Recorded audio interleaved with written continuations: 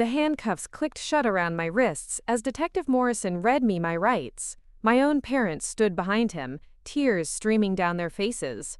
But not tears of grief. Tears of relief. They thought they'd finally gotten rid of their problem child. What they didn't know was that the badge hidden in my bedroom drawer would soon turn their entire world upside down. I'd love to know which corner of the globe you're watching from. And if this story speaks to you, make sure to subscribe. Tomorrow's video is one you absolutely can't miss. My name is Sarah Martinez, and this is the story of how my parents tried to destroy my life, only to discover they'd been living with someone far more dangerous than they ever imagined. Growing up in the suburbs of Phoenix, Arizona, I was what you'd call the black sheep. While my older brother Jake excelled in football and my younger sister Emma played violin like an angel, I was the one getting suspended for fighting, staying out past curfew, and generally making my parents' lives miserable. At least, that's what they chose to see. The truth was far more complicated. Those fights I got into, I was defending kids who couldn't defend themselves. The late nights, I was volunteering at a homeless shelter downtown, something I kept secret, because I knew my parents would find a way to turn even that into ammunition against me. The attitude they complained about constantly? It was my way of coping with the fact that no matter what I did, I would never be good enough for Richard and Patricia Martinez. My father owned a successful construction company, Martinez & Sons, though the irony wasn't lost on me that he had 2 daughters and still called it that. My mother worked as a real estate agent for high-end properties in Scottsdale. They were pillars of the community, active in their church, always perfectly dressed and perpetually disappointed in their middle child. The breaking point came during my senior year of high school. I was 18, counting down the days until I could escape to college, when everything fell apart. It started with small things going missing around the house. My mother's jewelry, cash from my father's wallet, my brother's gaming equipment. Each time something disappeared, the blame fell squarely on my shoulders. "Sarah, we need to talk," my father announced one evening after dinner. His voice carried that particular tone of barely controlled anger that I'd grown accustomed to over the years.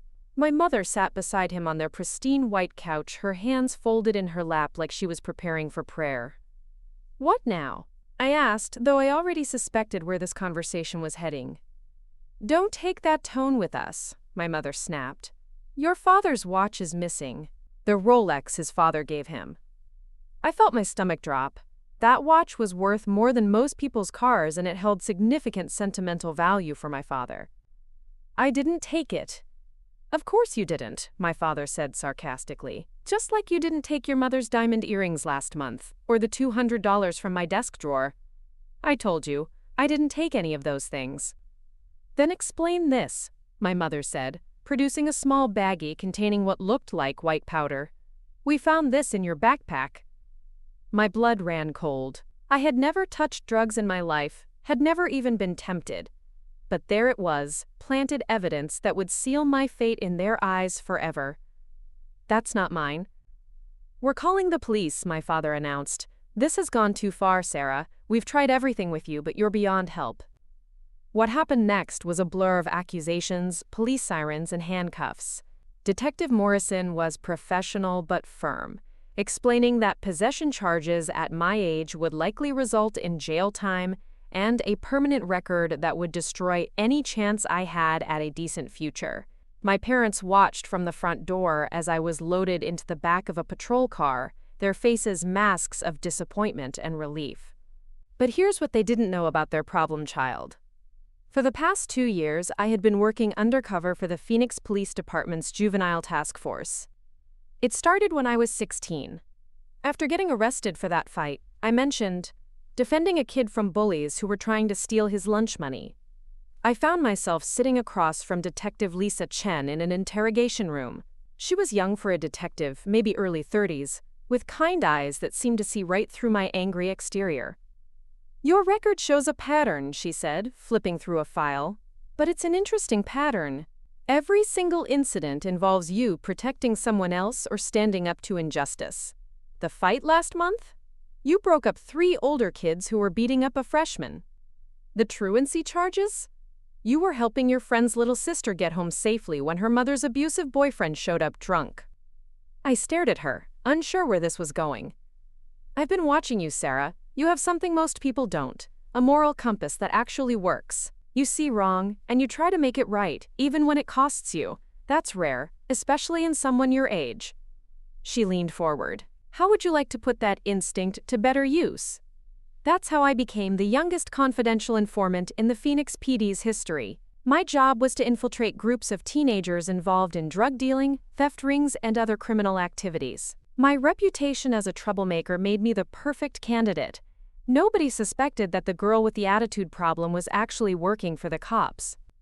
Over 2 years, I helped bust 3 major drug operations, identified the source of a string of car thefts that had been plaguing the city, and gathered evidence that led to the arrest of several adults who were using minors to commit crimes. I carried a hidden recording device, documented everything I saw, and reported back to Detective Chen weekly. The irony was devastating. While my parents saw me as their greatest failure, the police department considered me one of their most valuable assets. I had commendations hidden in a safe deposit box that my parents didn't even know existed. I had helped put genuine criminals behind bars while my own family painted me as the criminal. But my cover was about to be blown in the worst possible way. The drugs my mother found in my backpack? They were evidence from my latest assignment.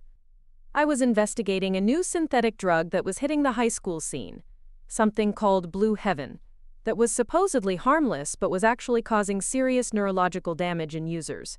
I had managed to get a sample from the dealer I was tracking, and I was supposed to turn it over to Detective Chen the next day.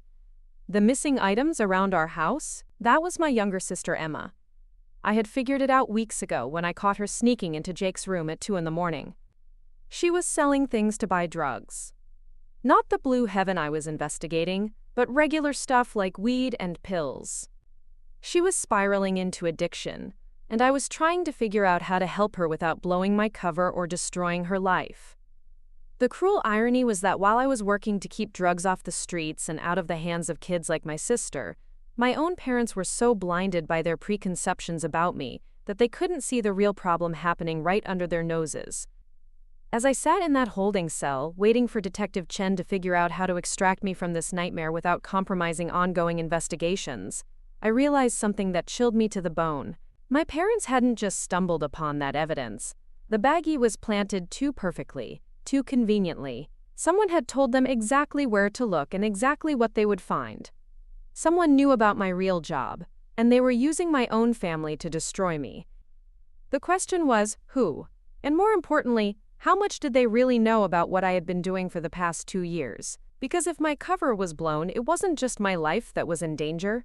Every criminal I had helped put away, every dealer whose operation I had disrupted, every gang member whose activities I had exposed, they all had friends on the outside who would love nothing more than to get their hands on the girl who had betrayed them. Sitting in that cell, listening to the distant sounds of the police station around me, I began to understand that this wasn't just about my parents trying to teach me a lesson.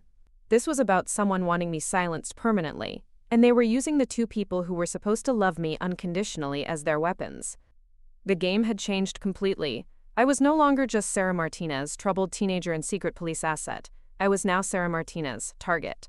And the people who had raised me, fed me, and sheltered me for 18 years had just painted a bullseye on my back without even knowing it. But they had made one critical mistake. They assumed that because I was young, because I had a reputation as a troublemaker, because I didn't fit their idea of what a good daughter should be, I would be easy to destroy. They had no idea who they were really dealing with. As the hours ticked by in that cell, I began to formulate a plan. I would get out of this mess, but I wouldn't just survive it. I would use it. Because now I had something I'd never had before, a personal stake in the game. Someone had made this personal by going after my family, by turning my own parents against me. And if there's one thing I learned from 2 years of undercover work, it's that when someone makes it personal, they've already lost. They've let emotion cloud their judgment, and emotion makes people sloppy. Sloppy enough to make mistakes, sloppy enough to leave trails, sloppy enough to get caught. I just had to be patient, stay smart, and wait for my opportunity. Because it was coming. And when it did, everyone who had underestimated Sarah Martinez was about to learn exactly what happens when you corner a predator and mistake her for prey. Detective Chen arrived at the station 3 hours after my arrest. Through the small window in the holding cell door, I watched her stride down the hallway with purpose, her face a mask of controlled fury. She wasn't angry at me. She was angry at the situation that had just compromised one of her most valuable operations. "Officer Martinez," she said when she finally entered my cell, using the code name we'd established for situations exactly like this. "We need to talk." The guard who unlocked the door looked confused by her formal tone, but he stepped back to give us privacy. Chen waited until his footsteps faded before dropping the act entirely. "How bad is it?" I asked. "Worse than you think," she replied, settling onto the bench beside me. "The drugs in your backpack weren't just any drugs, Sarah. They were blue heaven, but they were laced with something else. Something that would have killed you if you'd been stupid enough to test them yourself." A lot of love and effort went into bringing this story to life. If you're enjoying it, we'd be so grateful if you'd subscribe to our channel. Now, back to where we left off. My blood turned to ice. In 2 years of undercover work, I had never encountered anything that dangerous. The dealers I'd been tracking were small-time, mostly teenagers selling to other teenagers. They weren't killers. "There's more," Chen continued. "We ran the prints on the baggie. They belonged to Marcus Delacroix." The name hit me like a physical blow. Marcus Delacroix was a mid-level drug distributor who'd been arrested 8 months ago based on information I'd provided. He'd been looking at serious prison time until his lawyer got the charges reduced on a technicality. Last I'd heard, he was out on bail awaiting trial. "He knows," I whispered. "It gets worse. We pulled surveillance footage from around your neighborhood for the past week. Delacroix has been watching your house. He knows your schedule, your family's schedule, everything." Chen pulled out her phone and showed me a series of grainy images. There was Marcus, sitting in a dark sedan across from my house. There he was again, following my mother to the grocery store. In another shot, he was photographing my father's car in the driveway. "He's been planning this for weeks," she said. "The question is how he figured out you were working for us." I thought back to my last few assignments, trying to remember if I'd made any mistakes, left any traces. But I'd been careful. I'd always been careful. "There's something else," Chen said, and her tone made my stomach clench. "Your parents received an anonymous tip 3 days ago. Someone called and told them exactly where to look for the drugs, exactly what they would find." "Delacroix called them?" "No, the call came from a payphone downtown, but it was a woman's voice. Young, someone your age." The implication hit me like a sledgehammer. Someone close to me, someone who knew about my work, had betrayed me, but who? I'd been so careful to keep my 2 lives separate. Only Chen and a handful of other officers knew my real identity. "We need to get you out of here," Chen said, "tonight. We can arrange for the charges to be dropped quietly, claim there was an error in the evidence chain. But Sarah, your cover is blown. Your undercover work is over." "What about my family? What about them? They turned you in." "They don't know what they've done," I protested. "They think they're helping me by forcing me to face consequences for my actions. They have no idea they've put me in danger." Chen studied my face for a long moment. "You still care about them, after everything they've put you through." "They're still my family." She nodded slowly. "Then we need to figure out who's pulling the strings here. Because Delacroix isn't smart enough to orchestrate something this elaborate on his own. He had help." Over the next hour, Chen briefed me on everything they'd discovered. The investigation into Delacroix had revealed connections to a larger operation, one that involved not just drug distribution, but money laundering, theft rings, and corruption within local government. My work had apparently disrupted more than just small-time dealing. I'd stumbled into something much bigger. "We think there's someone inside the department feeding information to criminal organizations," Chen explained. "Someone with access to confidential informant files." The possibility that there was a corrupt cop in our midst made everything more dangerous. If someone with access to police files was working for the other side, then nowhere was safe. "I need to go home," I said suddenly. "Absolutely not. It's too dangerous." "Not to stay, to get something." Chen raised an eyebrow. "What?" "Insurance. Before my arrest, I'd been documenting everything about my undercover work, not just for the police reports, but for my own protection. I'd learned early on that in this business, You never knew when you might need leverage. Hidden in my bedroom, inside a hollowed-out copy of To Kill a Mockingbird, was a flash drive containing recordings, photographs, and detailed notes about every criminal I'd encountered over the past 2 years. It also contained evidence of something I hadn't reported to Chen yet, something I'd discovered just days before my arrest that could blow this entire case wide open. What kind of insurance? Chen pressed. The kind that proves I'm not the only teenager who's been working both sides of this game. 3 hours later, I was walking up to my family's front door as a free woman. The charges had been dropped due to procedural errors, and my parents had been informed that I was being released pending further investigation. They weren't happy about it. "This is exactly what I'm talking about," my father was saying as I entered the living room. "No consequences, no accountability. She'll never learn." "Maybe she will now," my mother replied, though she didn't sound convinced. "Maybe almost going to jail will scare her straight." They both looked up when I walked in, their expressions ranging from disappointed to disgusted. Jake was sprawled on the couch playing video games, deliberately ignoring the family drama. Emma was nowhere to be seen. "Where's Emma?" I asked. "At a friend's house," my mother said curtly. "We thought it would be better if she wasn't here for this discussion." "What discussion?" My father stood up, crossing his arms. "The discussion about your future, Sarah, or lack thereof." "We've made a decision," my mother added. "You have until the end of the week to find somewhere else to live. We can't have this kind of behavior in our house anymore." I felt a strange sense of calm wash over me.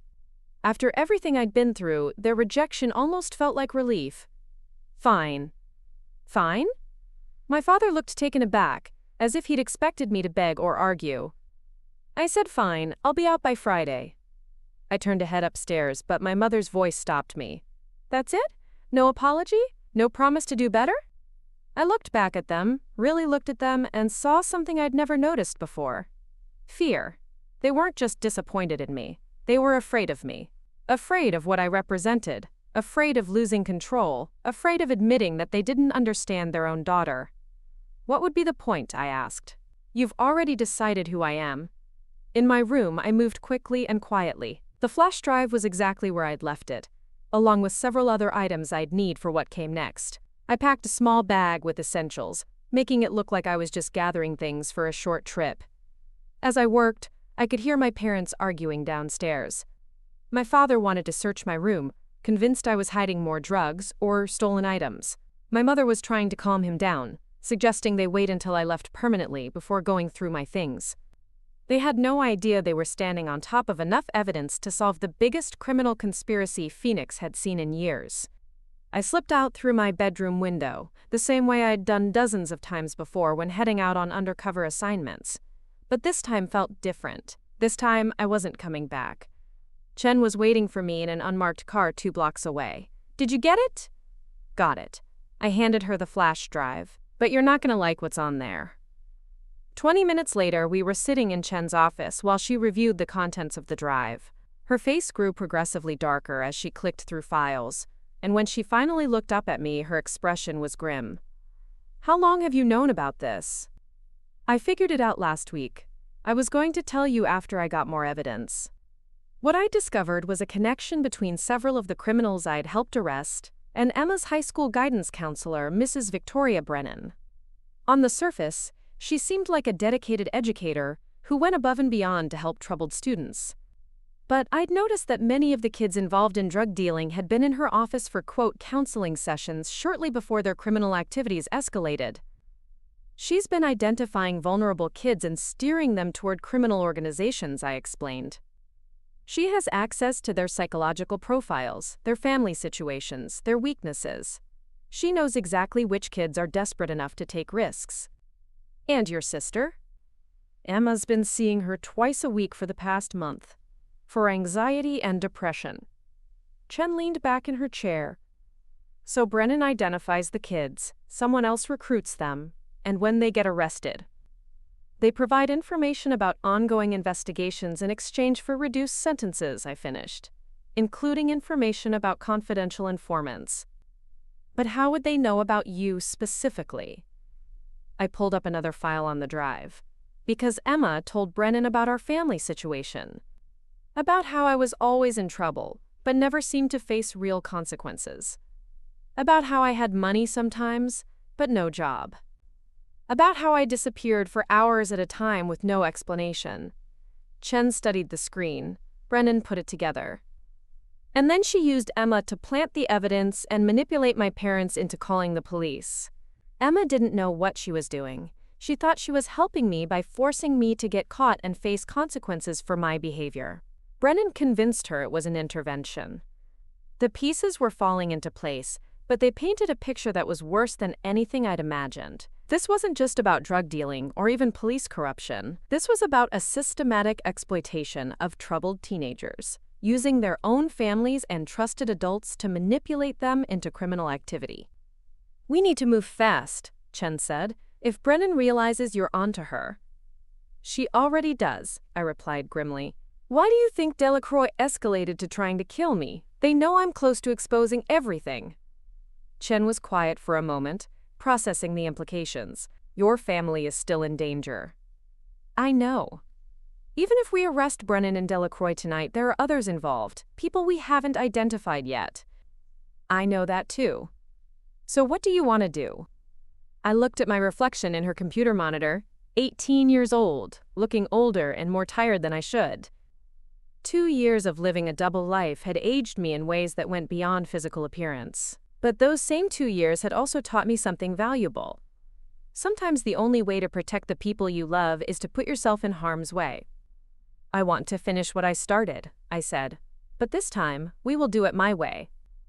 Chen stared at me across her desk, and I could see the internal battle playing out behind her eyes. She was torn between her duty to protect me and her respect for my judgment.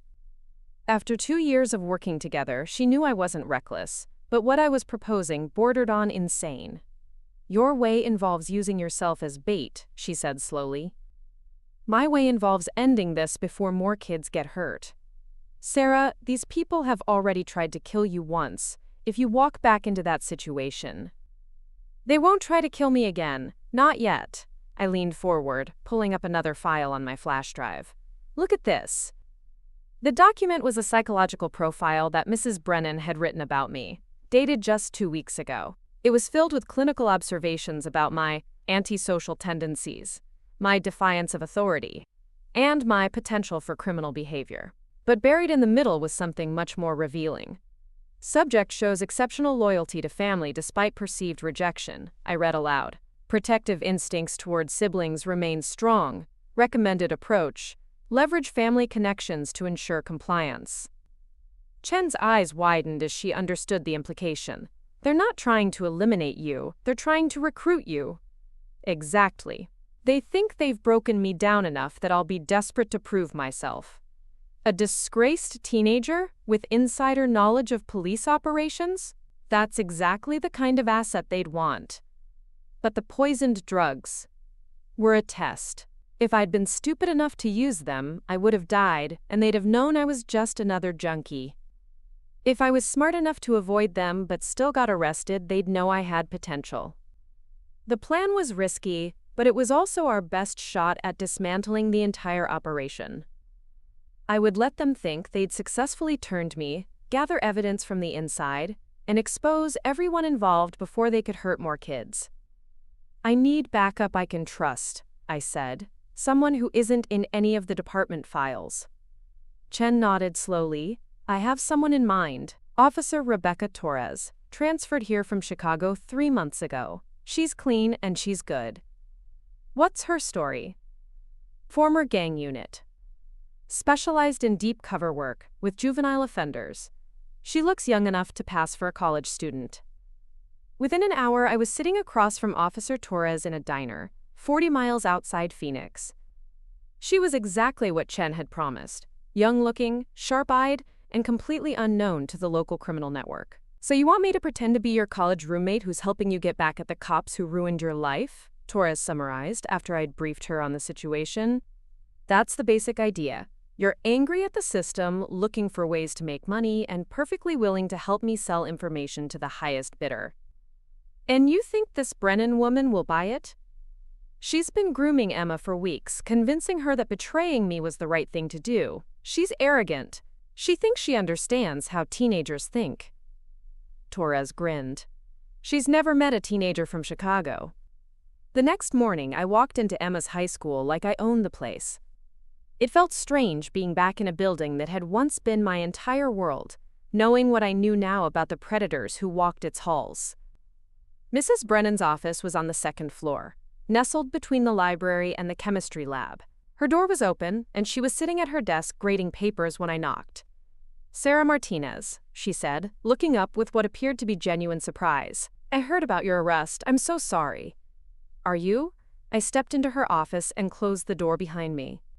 "Because from where I'm sitting, it looks like you got exactly what you wanted." Her expression shifted slightly, the mask of concern slipping just enough to reveal something calculating underneath. "I'm not sure what you mean." "Cut the act, Mrs. Brennan. I know what you've been doing." For a moment we stared at each other in silence. Then she smiled, and it was nothing like the warm, caring expression she'd worn moments before. "Sit down, Sarah. Let's talk."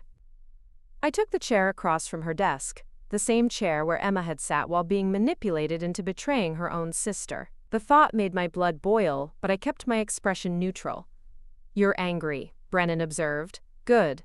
Anger is useful when it's properly directed." "Directed at who?" "The system that failed you, the parents who never understood you, the society that labeled you a problem instead of recognizing your potential." It was textbook manipulation, playing on every insecurity and resentment a troubled teenager might have. If I'd been anyone else, it might have worked. "What do you want from me?" I asked. "The same thing I've wanted from all my students, to help you realize your true capabilities." She leaned back in her chair. "Tell me, Sarah, what do you know about the police investigation that led to your arrest?" "I know they have no idea what they're doing." "Specifically, what do you know about their ongoing operations, their methods, their informants?" There it was, the real reason she'd orchestrated my downfall. She didn't just want to recruit me. She wanted to pump me for information about police operations that could help her criminal associates stay one step ahead. "I know plenty," I said carefully, "but information like that isn't free." "Of course not. Nothing worthwhile ever is." She opened her desk drawer and pulled out a thick envelope. "Consider this a signing bonus." I opened the envelope and found more cash than most teenagers see in a year. It was bait, and we both knew it, but I played my part. "This is a good start," I said, pocketing the money, "but I'm going to need guarantees, protection, and I want my sister left out of this. Emma has been very helpful, but her usefulness is limited. You, on the other hand, she studied me with the cold calculation of a predator sizing up prey. You have access to information that could be invaluable to certain interested parties." "What kind of parties?" "The kind that pay very well for the right intelligence." Over the next hour, Brennan outlined a network that was more extensive than anything Chen and I had imagined. It wasn't just local criminals. There were connections to organized crime families, corrupt officials in multiple cities, and a trafficking operation that moved everything from drugs to stolen goods to people. "Your role would be simple," she explained. "Maintain contact with your former police associates, gather intelligence about ongoing investigations, share that information with us. And if I get caught? You won't. We have people inside the system who will make sure you're protected." As she talked, I activated the recording device hidden in my jacket, a new one that Chen had given me, military grade and undetectable. Every word was being captured, building the case that would eventually bring down the entire operation. "I need time to think about this," I said finally. "Of course, but don't take too long. Opportunities like this don't wait forever." I left her office with my head spinning. The scope of what we were dealing with was staggering, but now we had confirmation that it existed and proof of Brennan's involvement. My phone buzzed as I reached the parking lot. A text from an unknown number. "Saw you at the school? Coffee at 20? Rebecca?" Torres was waiting at a Starbucks near the campus, looking every inch the college student she was pretending to be. I slid into the booth across from her and filled her in on what had happened. "Holy shit," she whispered when I finished. "This is bigger than gang activity. This is organized crime with government corruption. It gets worse." She mentioned trafficking, people trafficking. Torres went pale. Kids? She didn't specify, but given her access to vulnerable teenagers. We sat in silence for a moment, both processing the implications. Then Torres squared her shoulders with the determination I'd seen in Chen. What's the next move? She wants me to prove my value by providing information about police operations. I need to give her something real enough to be convincing but not so sensitive that it compromises actual investigations. Chen will have to sign off on that. Chen will have to do more than that. If Brennan has people inside the police department, we can't trust normal channels. We need to run this completely off the books. The next few days were a delicate balancing act. I had to maintain the appearance of being a bitter, disillusioned teenager while actually orchestrating a complex undercover operation. Torres played her role perfectly, posing as my college friend who'd been kicked out of school for hacking and was looking for ways to monetize her skills. Brennan introduced us to Marcus Delacroix, who was indeed working with the organization but at a much lower level than we'd initially thought. He was essentially a street-level dealer who'd been promoted to handling recruitment and intimidation after proving his willingness to target children. "You're the little bitch who got me arrested," he said when we met in an abandoned warehouse on the outskirts of town. "And you're the idiot who got caught," I replied. "Do you want to keep relitigating the past? Or do you want to hear about the task force that's planning to raid your operation next week?" That got his attention. The information I gave him was real. Chen had arranged for a raid on a rival drug operation, and sharing that intelligence helped establish my credibility without compromising any ongoing investigations. But as I fed information to Brennan's network, I was also gathering intelligence about their operations. I learned about safe houses, money laundering schemes, and a disturbing pipeline that recruited runaway teenagers for various criminal enterprises. The breakthrough came during my third meeting with the organization's leadership. Brennan had arranged for me to meet with someone she called the coordinator, a man who apparently oversaw operations across multiple states. He turned out to be Assistant District Attorney Michael Hartwell, a man I'd seen on the news dozens of times discussing his tough stance on juvenile crime. The irony was sickening. He was prosecuting kids by day and exploiting them by night. "Miss Martinez," he said, shaking my hand in the back room of a seemingly legitimate restaurant. "Mrs. Brennan speaks very highly of your potential." I aimed to please. "I understand you have information about federal task force operations." This was the moment Chen and I had prepared for. I reached into my bag and pulled out a folder containing what appeared to be classified federal documents about an upcoming multi-agency operation targeting drug trafficking along the Mexican border. Hartwell's eyes lit up as he scanned the papers. What he didn't know was that every document was fake, created by Chen with assistance from federal contacts who were now very interested in our investigation. "This is excellent work," he said. "With advance notice like this, we can adjust our own operations to avoid interference." There's more where that came from, but I'm taking a big risk here. If anyone finds out I'm feeding you information, you'll be protected. I'll give you my word. Your word and $5 will buy me a coffee. I want guarantees.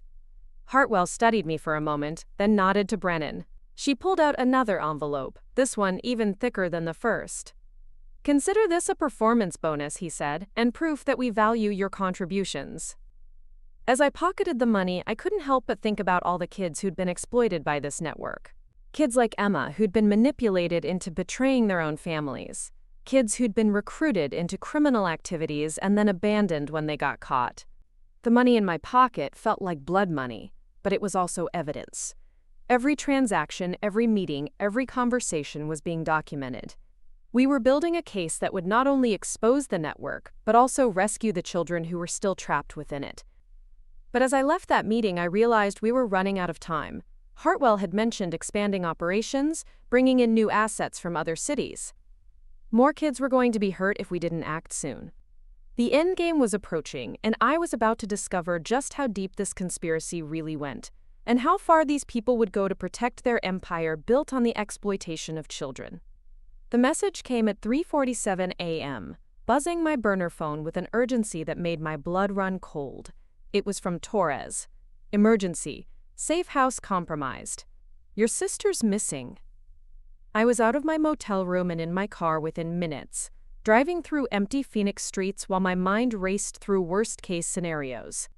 Emma had been staying with a friend since my arrest, supposedly safe from the chaos surrounding our family. But if Brennan's network had taken her? Torres met me at an all-night diner on the outskirts of town, her usually composed demeanor cracked with worry. "Chen got a call an hour ago from your parents. Emma never came home from school yesterday. They found her backpack in the parking lot but no sign of her. Have you told Chen about Hartwell yet?" "I tried, but her phone's going straight to voicemail. Sarah, I think someone's on to us." The pieces clicked together with terrifying clarity. If there really were corrupt officers inside the department, our investigation wouldn't have remained secret for long. Someone had warned Hartwell, and now they were tying up loose ends. "They took Emma to force my hand," I said. "They know I'll do anything to get her back." "What do you want to do?" I stared out the diner window at the desert landscape, lit by the pale glow of streetlights.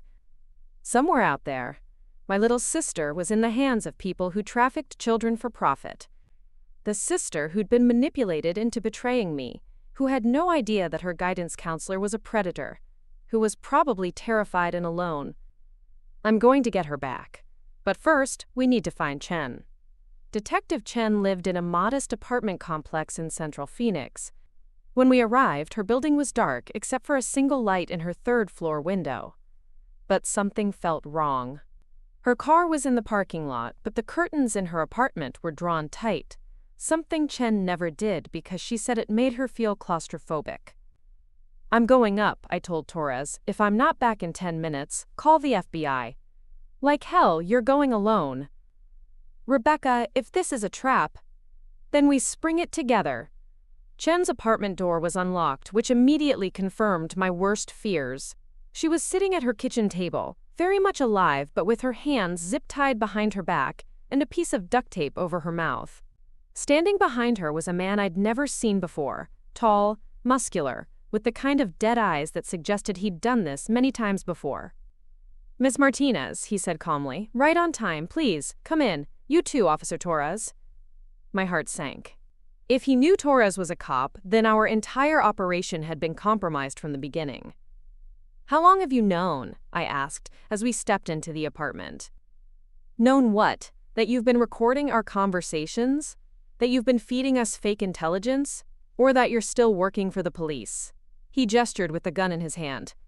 "We've known since your first meeting with Mrs. Brennan." "Then why play along?" "Because you've been very useful. The fake documents you provided helped us identify federal surveillance operations we weren't aware of. Your presence allowed us to flush out which officers we could trust and which ones needed to be reassigned." He pulled out a second gun and tossed it onto the table. Chen here was asking too many questions about missing juvenile case files. She was getting close to discovering things that could have been inconvenient. I looked at Chen, whose eyes were wide with fear but also burning with anger. She was trying to tell me something, but I couldn't understand what was with the tape over her mouth. Where's my sister? Safe, for now. Whether she stays safe depends entirely on your cooperation. What do you want? Simple. You're going to help us complete one final operation. A big score that will set everyone up for years to come. After that, you and your sister will be free to go. I didn't believe him for a second, but I needed to buy time to figure out how to get us all out of this alive. What kind of operation? The kind that requires someone with your particular skills and connections. You see, we've been building towards something much bigger than street-level drug dealing or even trafficking. We've been positioning ourselves to take over a significant portion of the law enforcement infrastructure in this region. He began pacing around the small kitchen, clearly enjoying having a captive audience for his villainous monologue. Do you know how much money flows through police evidence rooms? How many criminal enterprises could be warned about upcoming raids if someone had access to operational planning? How many prosecutions could be derailed if someone could tamper with evidence before trial? The scope of what he was describing was staggering. They weren't just running criminal operations. They were planning to corrupt the entire justice system from within. Hartwell's been working on this for years, he continued. Identifying which officers could be bought, which ones needed to be eliminated. which positions needed to be filled with our people. But there's been one problem. The federal task forces. They operate independently, report to different chains of command. We need someone on the inside. And you think that someone is me? I think that someone is going to be you. Tomorrow morning, you're going to meet with FBI agent Jennifer Walsh. She's been assigned to investigate the recent uptick in juvenile criminal activity in this region. You're going to convince her that you want to become a federal informant. He pulled out a folder and dropped it on the table. Everything you need to know about Agent Walsh is in there. Her background, her psychological profile, her personal weaknesses. You're going to use that information to manipulate her the same way Brennan manipulated your sister. The parallels were sickening. They wanted me to become them, to use my skills to corrupt and exploit instead of protect and serve. What happens to Chen? That depends on how well you perform. If Agent Walsh buys your story and recruits you as an informant, Detective Chen lives. If you try to warn her or sabotage the operation... He shrugged. Well, let's just say Phoenix has a very high murder rate. Torres had been silent throughout this exchange, but I could see her calculating angles and distances, looking for an opportunity to act. The problem was that our captor was clearly experienced and had positioned himself where he could see both entrances to the apartment. I need to see my sister first, I said, proof that she's alive and unharmed. Of course. He pulled out his phone and showed me a video. Emma was sitting in what looked like a storage unit, her hands tied but otherwise appearing uninjured. She was crying, and seeing her tears made something cold and hard crystallize in my chest. She's scared, he observed, but cooperative. Brennan convinced her that you're working with terrorists now, that the only way to save you is to help us stop you from making a terrible mistake. Even in captivity, Emma was being manipulated. These people were experts at psychological warfare, at turning love and loyalty into weapons. All right, I said. I'll do it, but I want Chen released first. I'm afraid that's not how this works. Chen stays with us until the operation is complete. Insurance, you understand.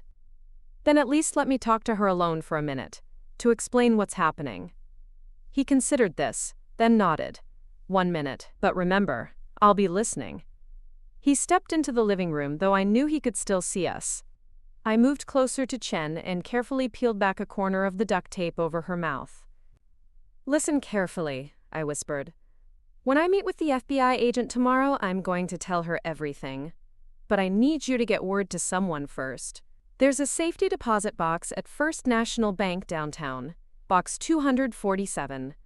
The key is taped under my desk drawer at home. Everything we need to bring down this entire network is in that box. Chen's eyes widened. She hadn't known about my personal insurance policy. The password for the voice recordings is Emma's birthday.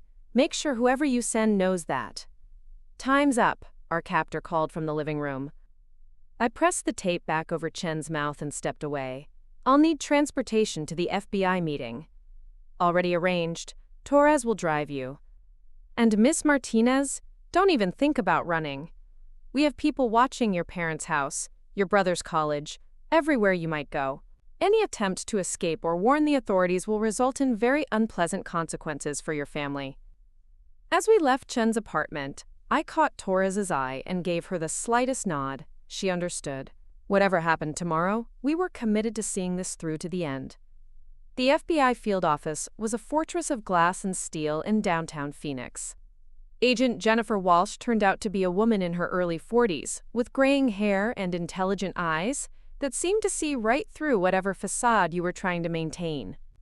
Miss Martinez, she said as Torres and I were escorted into her office, I understand you have information about criminal activity involving juveniles in this area. I do, but first I need to know, is this conversation being recorded? Standard procedure for informant interviews. Why?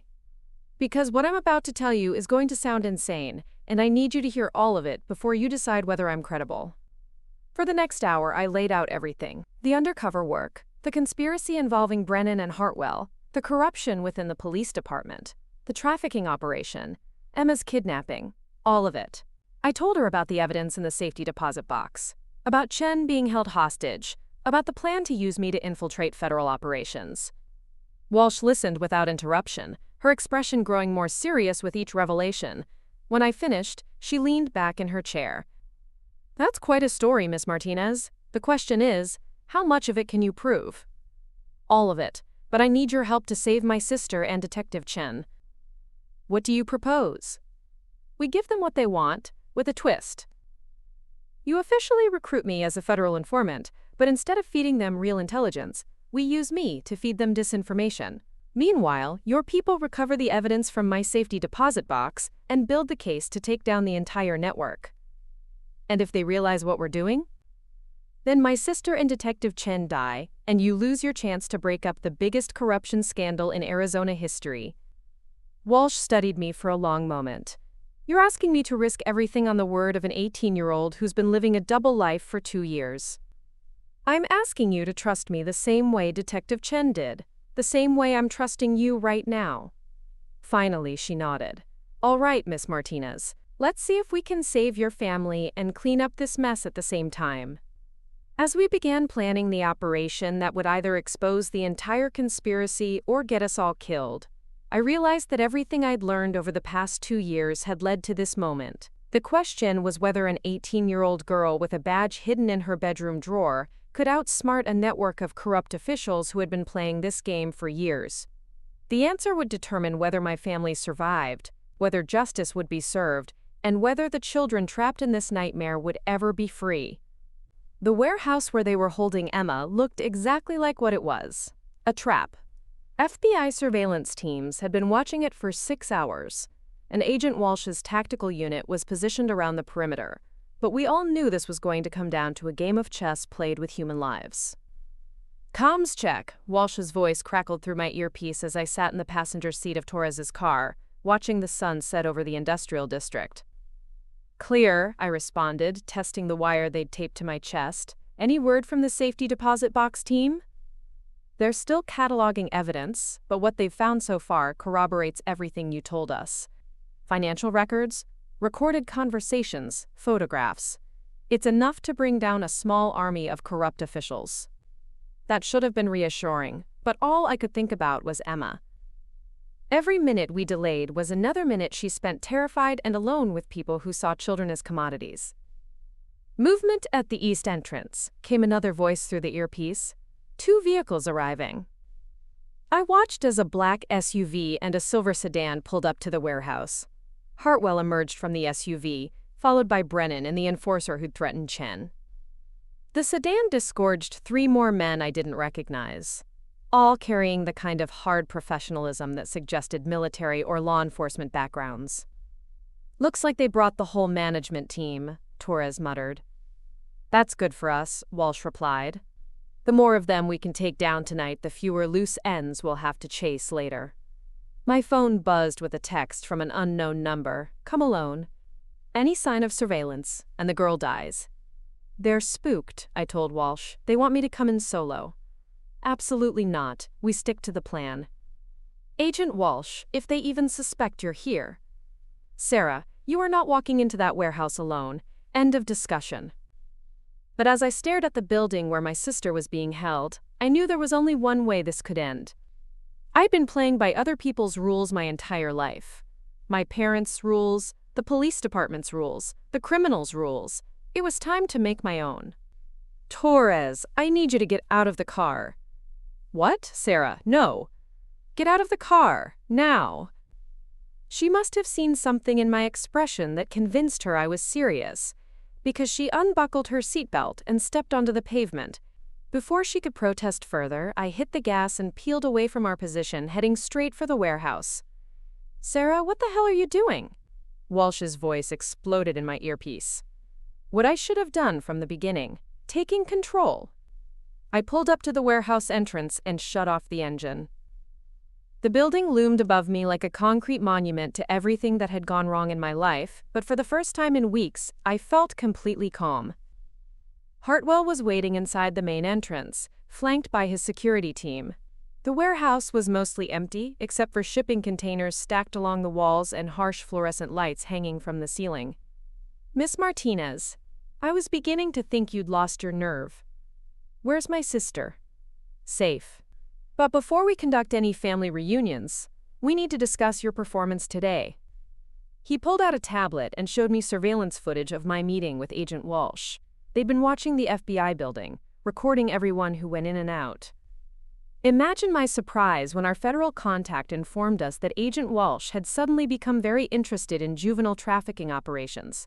Specifically, operations involving guidance counselors and assistant district attorneys. My stomach dropped. They had someone inside the FBI too. However, Hartwell continued, your meeting with Agent Walsh also presents us with an opportunity. You see, she's been a thorn in our side for quite some time. Too honest, too dedicated, too incorruptible. But now she's emotionally invested in this case because of you. What do you want? Agent Walsh is going to receive a call tonight informing her that you've been kidnapped by the same people who took your sister. She'll rush here to mount a rescue operation, and when she arrives, you'll kill her. We'll eliminate a problem and frame it as a tragic shootout with criminals. You and your sister will unfortunately be caught in the crossfire, but Agent Walsh's death will send a clear message to other federal agents about the dangers of investigating certain activities in our territory. The casual way he discussed murdering a federal agent and 2 teenagers was chilling, but it also revealed something important. They were desperate. If they were willing to kill an FBI agent, it meant we'd push them too far, force them into a corner where extreme measures felt like their only option. There's just one problem with your plan, I said. Oh, and what's that? You never figured out who I really am. Hartwell smiled condescendingly. I know exactly who you are, Sarah. You're a troubled teenager who got in over her head playing cops and robbers. No, I said, reaching slowly into my jacket. I'm Officer Sarah Martinez, Phoenix Police Department. Badge number 7749, and you're all under arrest. The badge I pulled out wasn't the fake one I'd been carrying for 2 years. It was real, officially issued that morning by Agent Walsh through emergency federal channels. In the eyes of the law, I was now a legitimate police officer with full authority to make arrests. That's impossible, Brennan said from somewhere behind me. She's just a child. Federal regulations allow for emergency commissioning of undercover officers under special circumstances, I explained, keeping my voice steady despite the adrenaline coursing through my veins.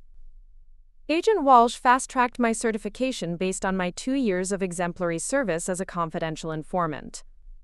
Hartwell's expression had shifted from smug confidence to genuine alarm.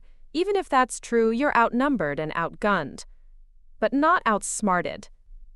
I pressed a button on the device hidden in my other pocket. Not a recording device this time, but a signal transmitter. Within seconds, the warehouse was flooded with federal agents, police officers, and SWAT team members, who'd been positioned throughout the building for the past hour. How? Hartwell demanded as handcuffs clicked around his wrists. You made 2 crucial mistakes, I told him as Agent Walsh approached with Emma, who was shaken but unharmed. First, you assumed the FBI building was the only place we could meet. Agent Walsh and I actually had our real conversation this morning at a secure location 40 miles from here. What you recorded was theater, designed to make you think you knew what we were planning. Emma rushed into my arms, and for a moment, nothing else mattered except the fact that my little sister was safe.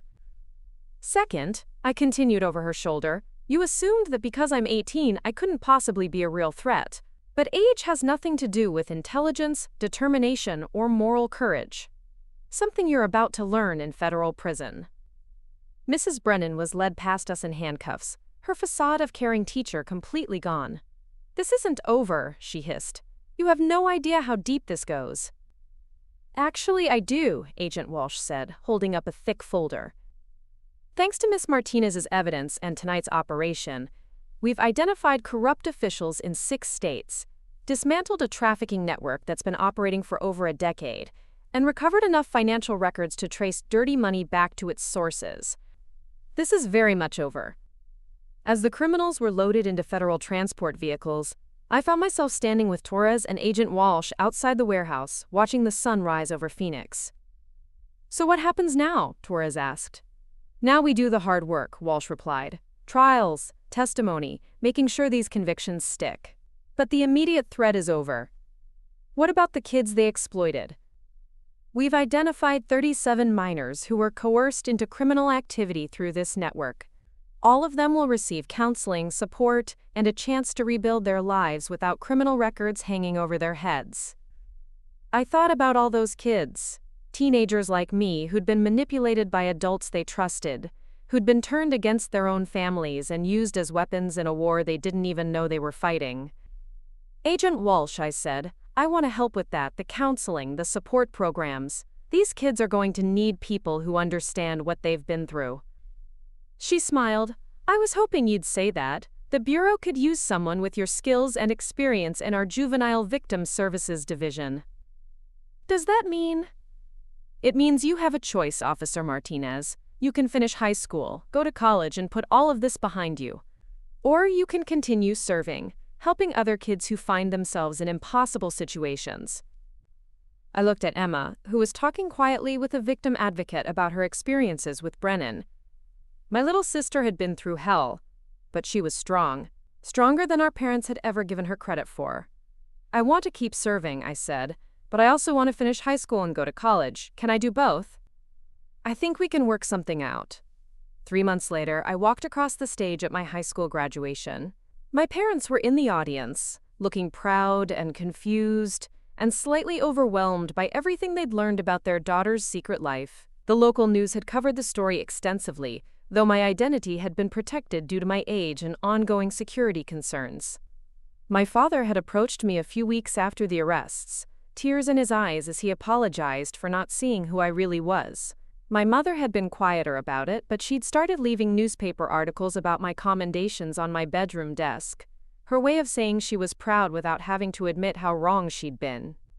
Jake was just excited to have a sister who was basically a real-life superhero, and Emma was working with a therapist to process her experiences while also helping other victims of Brennan's manipulation. As I accepted my diploma, I thought about the journey that had brought me to this moment. From troubled teenager to undercover operative to federal officer, it hadn't been the path anyone would have predicted for the Martinez family's black sheep. But that's the thing about being underestimated. It gives you power that people never see coming. My parents thought they were dealing with a juvenile delinquent. The criminals thought they were manipulating a desperate teenager. Everyone assumed they knew who Sarah Martinez was based on appearances and preconceptions. They were all wrong.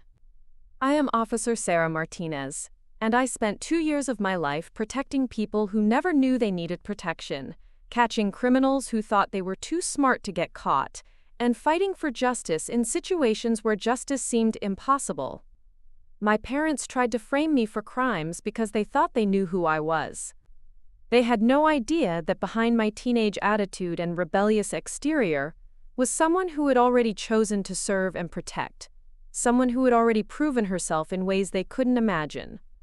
But they know now, and as I move forward into my future college, advanced law enforcement training, and a career dedicated to helping vulnerable kids, I carry with me the knowledge that sometimes the people who seem the most lost are actually the ones who know exactly where they're going. Sometimes the black sheep is actually the shepherd in disguise. And sometimes, when your own family tries to destroy you, the badge hidden in your bedroom drawer is the only thing that can save not just you, but everyone you love. That's my story. The story of how I learned that being underestimated isn't a weakness. It's a superpower. And how sometimes, the uniform that really matters isn't the one everyone can see, but the one you carry in your heart. The path ahead won't be easy. There will be more criminals to catch, more families to protect, more kids who need someone to believe in them when everyone else has given up. But I'm ready for that challenge. I've been preparing for it my entire life, even when I didn't know it. Because sometimes, the person everyone thinks is the problem is actually the solution. Sometimes, the child who causes the most trouble is the one willing to fight the hardest for what's right. And sometimes, when the world tries to break you, you discover that you're already unbreakable. My name is Sarah Martinez, and this is just the beginning. As I stood on that graduation stage, diploma in hand, I realized that everything I'd been through had taught me something invaluable about the nature of identity and perception. For years, my family saw me as their greatest disappointment, their problem child who couldn't stay out of trouble. They never bothered to look deeper, to ask why I fought or where I disappeared to at night. They simply labeled me and moved on. But labels are just other people's limited understanding of who you are. They don't define your potential or determine your worth. The badge I carried wasn't just a piece of metal. It was proof that someone had seen past the surface, recognized my true character, and trusted me with real responsibility. Now, as I prepare for my next chapter, I carry that lesson with me. Every teenager I'll work with in victim services, every family I'll help reunite, every criminal I'll help bring to justice. They'll all be dealing with their own labels, their own misconceptions about who they're supposed to be versus who they really are. The difference is, I'll know how to look deeper. I'll understand that sometimes the most troubled kids are the ones fighting the hardest battles. Sometimes the biggest troublemakers are actually the biggest heroes waiting to be discovered. And sometimes, when everyone else gives up on you, that's exactly when you prove them all wrong. Looking for more? We've got 2 amazing stories ready for you right on screen. If this one touched you, these are absolutely worth your time. Click to watch them now. And hey, subscribe and hit that bell to never miss our latest uploads.